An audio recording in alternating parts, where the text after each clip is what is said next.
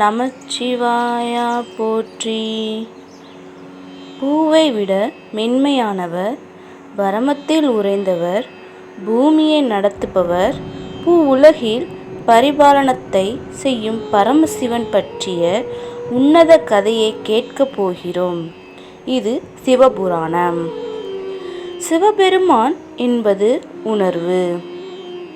அவன் உருவமற்றவன், ஆனாலும் உலகம் முழுவதும் நிரம்பியிருப்பவன்.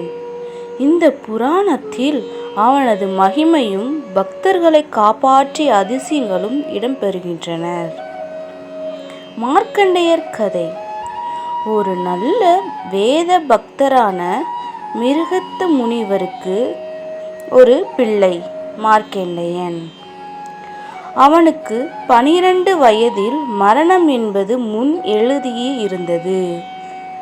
அந்த நாள் வந்ததும் யமதர்மராஜர் வருகிறார். மார்க்கண்டேயன் சிவலிங்கத்தில் அடைக்கலம் புகுந்து இறக்காமல் சிவபெருமானை கட்டி பிடிக்கின்றான்.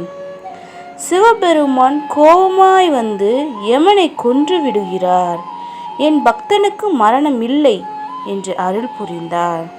மார்க்கண்டேயன் என்றும் வாழும் சிரஞ்சீவி ஆனான். இது சுந்தரேசர நாராயணன் கதை.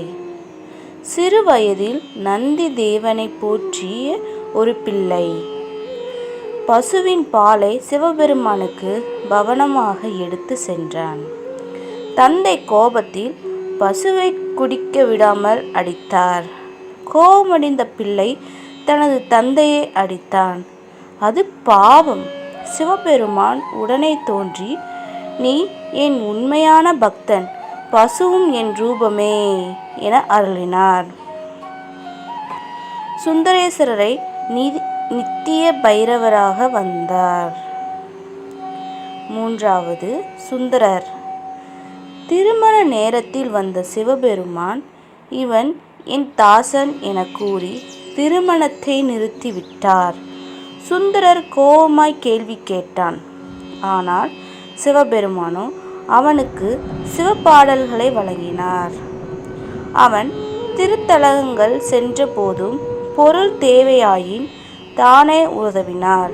சிவனின் பணியால் என்ற உணர்வால் வாழ்ந்தவர். சிவலிங்க உருவாகும் கதை தெரியுமா?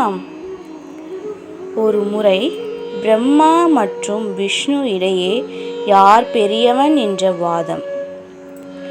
சிவபெருமான் ஒரு பெரும் அக்னி சாஸ்திரமாக தோன்றுகிறார். இதன் முடிவை கண்டுபிடிப்பவர்கள் என்றார். பிரம்மா மேலே பறந்தார், விஷ்ணு கீழே சென்றார்.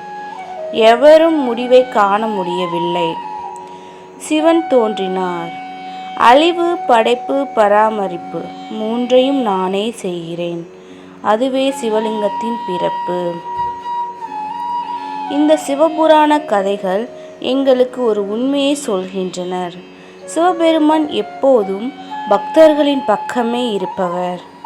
அவர் நம்மை தாண்டியவர் அல்ல, நம்மில் ஒருவர்தான். நமக்குள் உள்ள சக்தியை உணரச் செய்பவர். சிவபெருமானை நினைத்து வாழும் வாழ்க்கையே சிறந்த வாழ்க்கை. ஓம் நமச்சிவாயா போற்றி. இந்த சேனலை பிடித்திருந்தால் லைக் செய்து, ஷேர் செய்து, கமெண்டில் உங்கள் கருத்தை கூறவும்.